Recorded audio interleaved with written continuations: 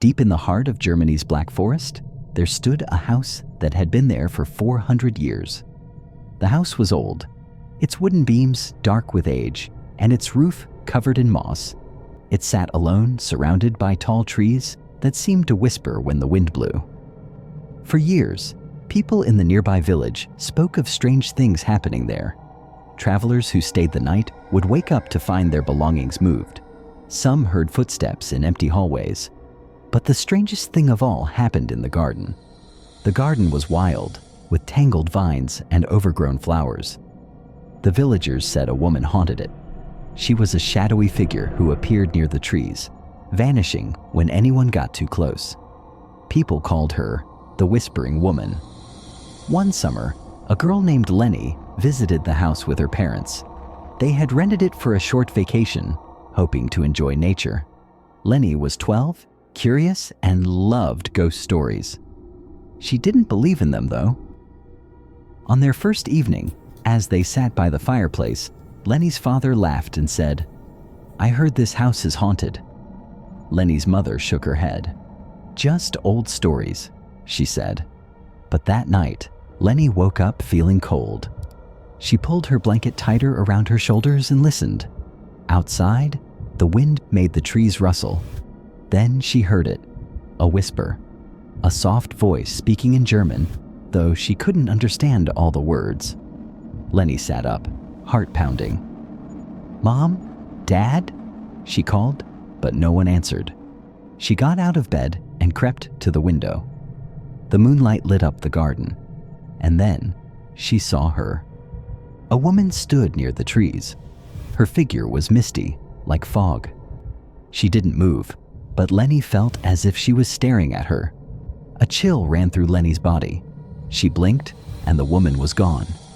The next morning, Lenny told her parents what she had seen. "It was probably just a shadow," her father said. Lenny wasn't so sure. She spent the day exploring the house, but nothing seemed strange. That night, though, the whispers came again. This time, she tried to listen closely. It sounded like the woman was calling a name, Elizabeth. Lenny decided to be brave. She grabbed a flashlight and stepped outside. The air was freezing, even though it was summer. She walked toward the trees, her heart beating fast. "Hello?" she whispered. The wind blew, making the trees sway. Then the whispers grew louder. The misty figure appeared again. Lenny could see her face now, pale, sad and longing. "Who are you?" Lenny asked, but the woman only whispered one word. "Help." Lenny's hands trembled. "How?" The woman pointed to the ground near the oldest tree. Then she faded away. Lenny ran inside. She didn't sleep that night. The next morning, she convinced her parents to help her dig where the woman had pointed. At first, they found only dirt and roots, but then her father's shovel hit something hard. It was a small wooden box buried deep. When they opened it, they found an old locket and a letter written in faded ink. Lenny's mother could read German and translated it for her. The letter was from a woman named Elizabeth. She had lived in the house hundreds of years ago. The letter spoke of her sadness of a lost love and how she had hidden the locket so no one would take it from her. That night, the house felt different. Warmer, quieter. The whispers were gone. Lenny went to sleep feeling safe, and in her dreams, she saw the woman one last time. She was smiling before she disappeared into the whispering trees forever. The sun was setting behind the myrtles plantation, casting long shadows over the garden. Anna and her younger brother Jake walked along the stone path, their footsteps crunching on the gravel. Their parents had brought them here for a weekend trip, but Anna thought the place was creepy. "Why do we have to stay in an old house?" Jake complained, kicking a rock. "Mom says it's historic," Anna muttered, glancing around the garden. The trees swayed even though there was no wind, and the flowers looked too still, as if holding their breath.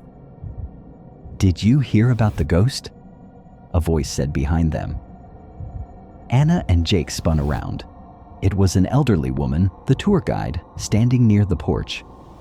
"What ghost?" Jake asked, his eyes wide. The woman smiled, but her eyes were serious. "Chloe, the ghostly garden lady. She walks through these gardens at dusk. Some say she whispers secrets to the trees. Others claim they see her shadow move through the flower beds." Anna shivered. "Who was she?" "She was once an enslaved woman who lived here," the guide said. "The legend says she was caught listening at the door of her owner's study. As punishment, they cut off her ear. She wore a green turban to hide the scar. Later, she tried to get revenge by poisoning the family's food, but she used too much poison. The wife and 2 daughters died. Chloe was caught and hanged by the other slaves. They say her spirit never left." Jake gulped. "That's not real, right?" The guide only smiled and walked away. That night, Anna couldn't sleep. The house was too quiet. The old wooden floors creaked as if someone was walking just outside her room. She rolled over and pulled the blanket up to her chin. Then she heard it. A whispering sound, soft and distant, like a voice carried by the wind. It was coming from outside. Anna sat up, heart pounding. She tiptoed to the window and peeked through the curtains. In the moonlight, the garden was silver and shadowy. The flowers swayed, though there was no breeze. And then she saw it. A woman in a long dress, standing among the roses.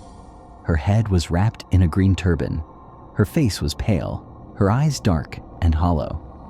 Anna gasped and stumbled backward, her breath coming in short gasps. She had to wake Jake. She ran to his room and shook him. "Jake, wake up, I saw her." "Who?" he mumbled sleepily. "Chloe, in the garden." Jake groaned but sat up. "Are you sure?" Anna nodded quickly. "Come see." The 2 of them crept back to the window. Anna's stomach twisted. Chloe was closer now, standing at the edge of the garden, facing the house. Then the whispering began again. "What is she saying?" Jake whispered. Anna shook her head. The words were too soft, too strange. Then Chloe moved. She stepped forward, her bare feet silent on the grass. Her shadow stretched toward the house. Jake grabbed Anna's arm. "Let's go wake Mom and Dad." But when they turned toward the door, it creaked open on its own. A cold breeze filled the room, carrying the whispering voice with it. Anna screamed. Jake grabbed her hand and they bolted from the room, running down the hallway. The air was icy, and the house felt darker than before. Behind them, footsteps echoed, soft, slow, following them. They ran to their parents' room and pounded on the door. "Mom, Dad, wake up!" The door opened and their mother stood there, sleepy and confused. "What's wrong?" Anna turned back. The hallway was empty. The footsteps were gone. The whispering had stopped. Jake clung to their mother's arm. "We saw Chloe.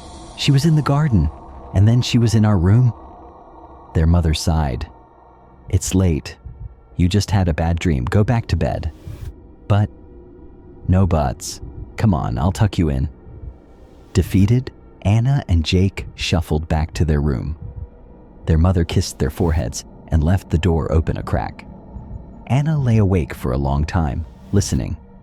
Just as her eyes started to close, she heard it again. A whisper, soft, cold, right next to her ear. "Get out." If you like the video, please give it a like, leave a comment, and don't forget to subscribe to the channel. Also hit the bell icon so you never miss an update.